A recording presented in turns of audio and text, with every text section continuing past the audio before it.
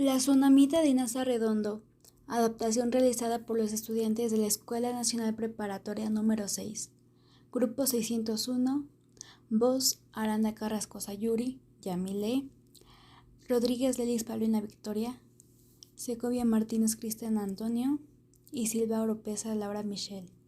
Edición Pavón Español José Daniel.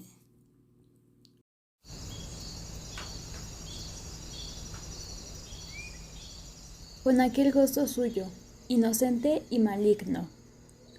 Caminé un poco más, nublados ya los ladrillos de la acera, y cuando las campanadas resonaron pesadas y reales, dando por terminada la siesta y llamando al rosario, abrí los ojos y miré verdaderamente el pueblo. Era otro. Las amapas no habían florecido, y yo estaba llorando, con mi vestido de luto, delante de la casa de mi tío. El zaguán se encontraba abierto, como siempre, y en el fondo del patio estaba la bugambilia, como siempre, pero no igual. Me sequé las lágrimas y no sentí que llegaba, sino que me despedía. Las cosas aparecían inmóviles, como en el recuerdo, y el calor y el silencio lo marchitaban todo. Mis pasos resonaron desconocidos y María salió a mi encuentro. ¿Por qué no avisaste? Hubiéramos mandado... Fuimos directamente a la habitación del enfermo. Al entrar casi sentí frío. El silencio y la penumbra predecían a la muerte. Luisa, ¿eres tú? Aquí estoy, tío. Bendito sea Dios, ya no me moriré solo. No diga eso, pronto se va a aliviar. Sí, hija, sí. Ahora descansa. Toma posesión de la casa y luego ven a acompañarme. Voy a tratar de dormir un poco. Más pequeño que antes, enjunto, sin dientes, perdido en la cama enorme y sobrenadando sin sentido en lo poco que le quedaba de vida. Atormentaba como algo superfluo, fuera de lugar, igual que tantos moribundos. Esto se hacía evidente al salir al corredor caldeado y respirar hondamente, por instinto, la luz y el aire. Comencé a cuidarlo y a sentirme contenta de hacerlo. La casa era mi casa, y muchas mañanas al arreglarla tarareaba olvidadas canciones. La calma que me rodeaba venía tal vez de que mi tío ya no esperaba la muerte como una cosa inminente y terrible, sino que se abandonaba a los días, a un futuro más o menos corto o largo, con una dulzura inconsciente de niño. Repasaba con gusto su vida y se complacía en la ilusión de dejar en mí sus imágenes, como hacen los abuelos con sus nietos. Tráeme el cofrecito ese que hay en el ropero grande. Sí, ese. La llave está debajo de la carpeta, junto a San Antonio. Tráela también. Mira, este collar se lo regalé a tu tía cuando cumplimos 10 años de casados. Lo compré en Mazatlán a un joyero polaco que me contó no sé qué cuentos de princesas austriacas y me lo vendió bien caro. Lo traje escondido en la funda de mi pistola y no dormí un minuto en la diligencia por miedo a que me lo robara. Ese anillo de montura tan antigua era de mi madre. Fíjate bien en la miniatura que hay en la sala y verás que lo tiene puesto.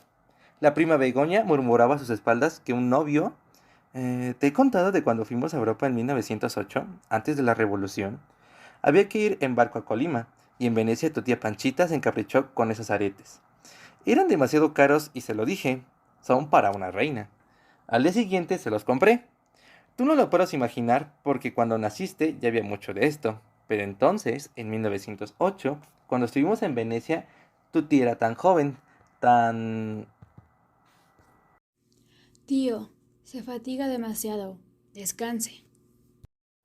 Tienes razón, estoy cansado. Déjame solo un rato y llévate el cofre a tu cuarto. Es tuyo. Pero tío, Todo es tuyo y se acabó. Regalo lo que me da la gana. su voz se quebró en un sollozo terrible. La ilusión se desvanecía y se encontraba de nuevo a punto de morir. en el momento de despedirse de sus cosas más queridas. Se dio vuelta en la cama y me dejó con la caja en las manos sin saber qué hacer. Otras veces me hablaba del año del hambre, del año del maíz amarillo, de la peste, y me contaba historias muy antiguas de asesinos y aparecidos. Alguna vez hasta canturreó un corrido de su juventud, que se hizo pedazos en su voz cascada.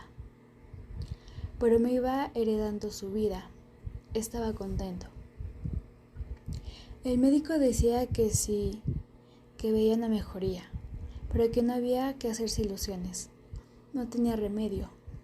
Todo era cuestión de días, más o menos.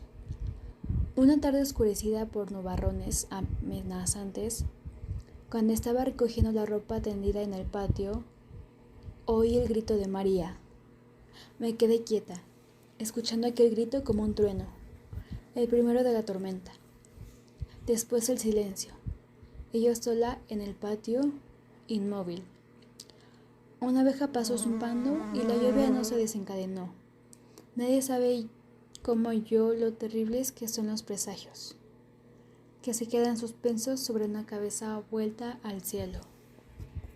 Lichita, se muere, está boqueando. Vete a buscar al médico. No, iré yo. Llama a doña Clara para que te acompañe mientras vuelvo. ¿Y el padre? Tráete al padre. Salí corriendo, huyendo de aquel momento insoportable, de aquella inminencia sorda y asfixiante. Fui, vine, regresé a la casa, serví café, recibí a los parientes que empezaron a llegar ya medio vestidos de luto. Encargué velas, pedí reliquias, continué huyendo enloquecida para no cumplir con el único deber que en ese momento tenía, estar junto a mi tío. Interrogué al médico. Le había puesto una inyección por no dejar. Todo era inútil ya.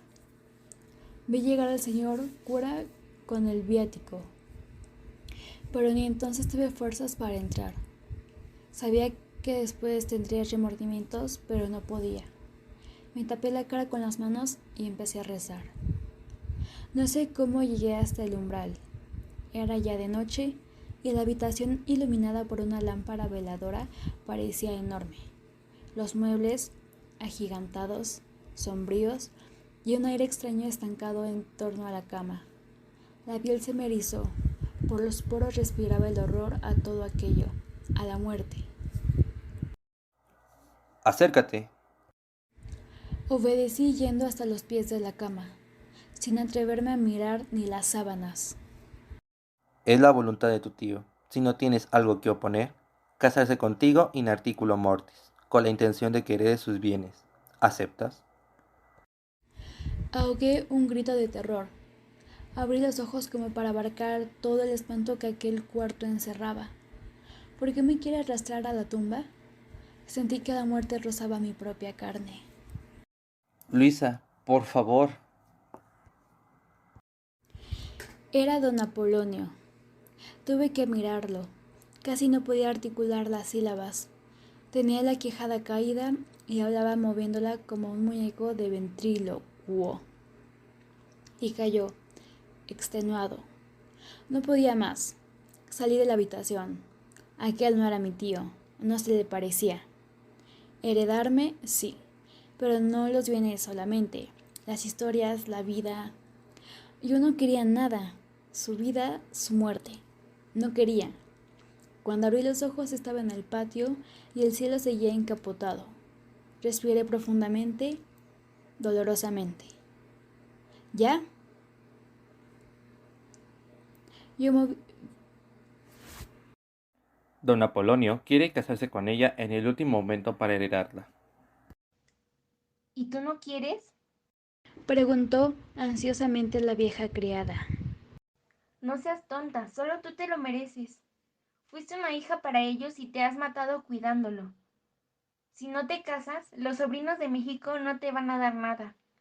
No seas tonta. Es una delicadeza de su parte. La fortuna es considerable, y yo, como tío lejano tuyo, te aconsejaría que, pensándolo bien, El no aceptar es una falta de caridad y de humildad. Eso es verdad. Eso sí que es verdad. No quería darle un último gusto al viejo. Un gusto que después de todo debía agradecer. Porque mi cuerpo joven, del que en el fondo estaba tan satisfecha, no tuviera ninguna clase de vínculos con la muerte. Me vinieron náuseas y fue el último pensamiento claro que tuve esa noche. Desperté como de un sopor hipnótico, cuando me obligaron a tomar la mano cubierta de sudor frío. Me vino otra arcada, pero dije sí. Recordaba vagamente que me habían cercado todo el tiempo, que todos hablaban a la vez, que me llevaban, me traían, me hacían firmar y responder. La sensación que de esa noche me quedó para siempre fue la de una maléfica ronda que giraba vertiginosamente en torno mío y reía. Grotesca, cantando yo soy la viudita que manda la ley y yo en media era una esclava. Sufría y no podía levantar la cara al cielo. Cuando me di cuenta, todo había pasado, y en mi mano brillaba el anillo dorsal que vi tantas veces en el anular de mi tía Panchita. No había habido tiempo para otra cosa. Todos empezaron a irse. Si me necesitas, llámame. Dele mientras tanto las gotas cada 6 horas. Que Dios te bendiga y te dé fuerzas. Volví junto al enfermo. Nada ha cambiado, nada ha cambiado. Por lo menos mi miedo no había cambiado. Convencí a María de que se quedara conmigo a velar a don Apolonio. Y solo recobré el control de mis nervios cuando vi que amanecía. Había empezado a llover, pero sin rayos, sin tormenta, quedamente. Continuó lloviznando todo el día y el otro aún. 4 días de agonía. No teníamos apenas más visitas que las del médico y del señor cura. En días así nadie sale de su casa. Todos se recogen y esperan a que la vida vuelva a comenzar. Son días espirituales, casi sagrados. Si cuando menos el enfermo hubiera necesitado muchos cuidados, mis horas hubieran sido menos largas. Pero lo que se podía hacer por aquel cuerpo aletargado era bien poco. La 4ª noche María se acostó en una pieza próxima y me quedé a solas con el moribundo. Oía la lluvia monótona y rezaba sin conciencia de lo que decía, adormilada y sin miedo, esperando. Los dedos se me fueron aquietando, poniendo amorosos sobre las cuentas del rosario, y al acariciarlas sentía que por las yemas me entraba ese calor ajeno y propio que vamos dejando en las cosas, en que nos es devuelto transformado. Compañero, hermano que nos anticipa la dulce tibieza del otro, desconocida y sabida, nunca sentida, y que habita en la médula de nuestros huesos. Suavemente, con delicia, distendidos los nervios, liviana la carne, fui cayendo en el sueño. Debo haber dormido muchas horas. Era la madrugada cuando desperté. Me di cuenta porque las luces estaban apagadas y la planta eléctrica deja de funcionar a las 2 de la mañana. La habitación, apenas iluminada por la lámpara de aceite que ardía sobre la cómoda a los pies de la Virgen, me recordó la noche de mi boda. Hacía mucho tiempo de eso, una eternidad vacía. Desde el fondo de la penumbra llegó hasta mí la respiración fatigosa y quebrada de don Apolonio. Ahí estaba todavía, pero no él. El despojo persistente e incomprensible que se obstinaba en seguir aquí sin finalidad, sin motivo aparente alguno. La muerte da miedo, pero la vida mezclada, imbuida en la muerte, da un horror que tiene muy poco que ver con la muerte y con la vida. El silencio, la corrupción, el hedor, la deformación monstruosa, la desaparición final, eso es doloroso, pero llega a un clímax y luego va cediendo. Se va diluyendo en la tierra en el recuerdo, en la historia. Y esto no. El pacto terrible entre la vida y la muerte que se manifestaba en ese estertor inútil. Podía continuar eternamente. Lo oía raspar la garganta insensible y se me ocurrió que no era aire lo que entraba en aquel cuerpo, o más bien que no era un cuerpo humano el que aspiraba y lo expelía. Se trataba de una máquina que resoplaba y hacía pausas caprichosas por juego, para matar el tiempo sin fin. No había allí un ser humano. Alguien jugaba con aquel ronquido. Y el horror contra el que nada puede me conquistó. Empecé a respirar al ritmo entrecortado de los estertores. Respirar, cortar de pronto. Ahogarme. Respirar, ahogarme. Sin poder ya detener. Hasta que me di cuenta de que me había engañado en cuanto al sentido que tenía el juego. Porque lo que en realidad sentía era el sufrimiento y la asfixia de un moribundo. De todos modos seguí, hasta que no quedó más que un solo respirar, un solo aliento inhumano, una sola agonía. Me sentí más tranquila, aterrada pero tranquila. Había quitado la barrera, podía abandonarme simplemente y esperar el final común. Me pareció que con mi abandono, con mi alianza incondicional, aquello se resolvería con rapidez. No podría continuar. Habría cumplido su finalidad y su búsqueda persistente en el vacío. Ni una despedida, ni un destello de piedad hacia mí. Continué el juego mortal largamente, desde un lugar donde el tiempo no importaba ya. La respiración común se fue haciendo más regular, más calmada, aunque también más débil. Me pareció regresar, pero estaba tan cansada que no podía moverme. Sentía el letargo definitivamente anidado dentro de mi cuerpo. Abrí los ojos. Todo estaba igual. No. Lejos, en la sombra, hay una rosa, sola, única y viva. Está ahí, recortada, nítida, con sus pétalos carnosos y leves, resplandeciente. Es una presencia hermosa y simple. La miro y mi mano se mueve, recuerda su contacto y la acción sencilla de ponerla en el vaso. La miré entonces. Ahora la conozco. Me muevo un poco, parpadeo y ella sigue ahí.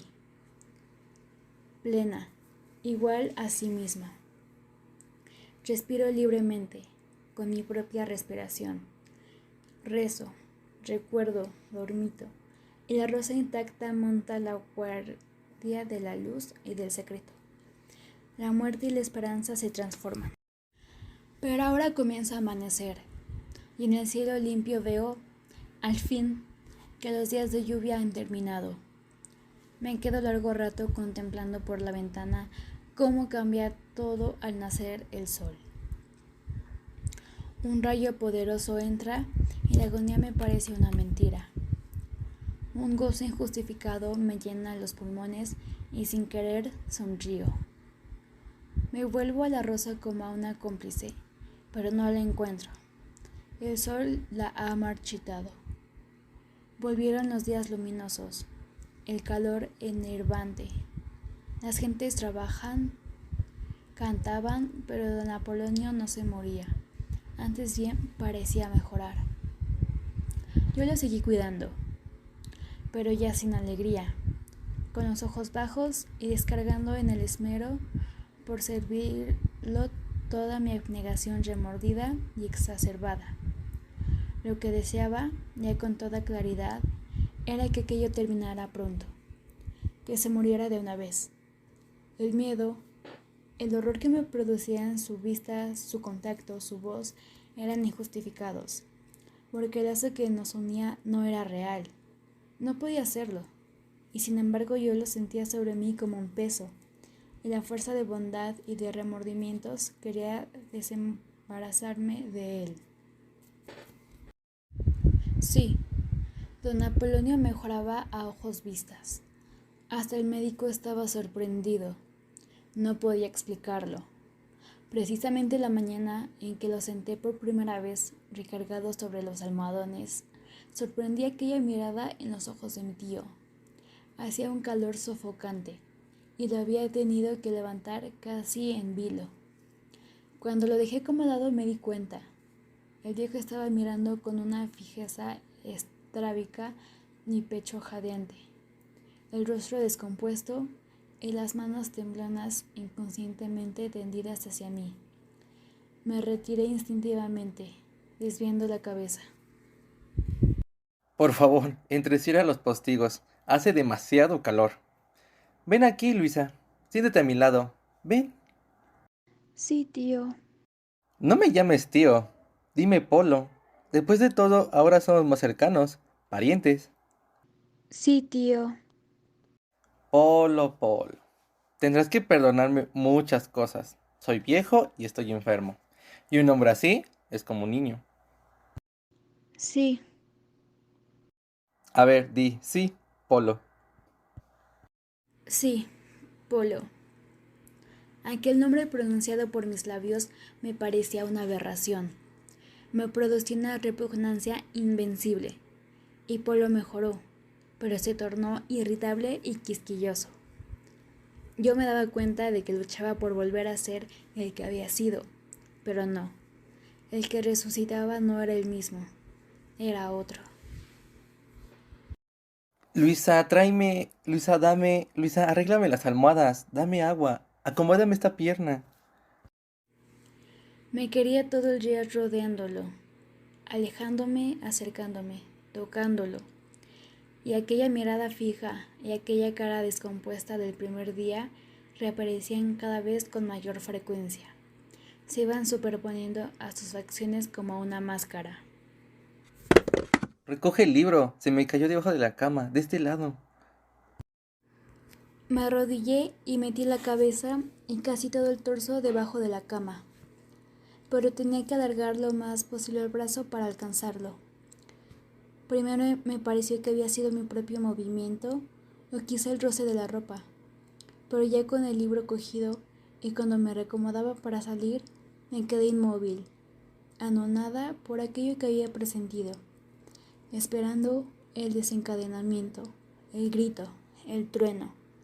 Una rabia nunca sentida me estremeció cuando pude creer que era verdad aquello que estaba sucediendo, y que aprovechándose de mi asombro su mano temblona se hacía más segura y más pesada, y se recreaba, se aventuraba ya sin freno palpando y recorriendo mis caderas.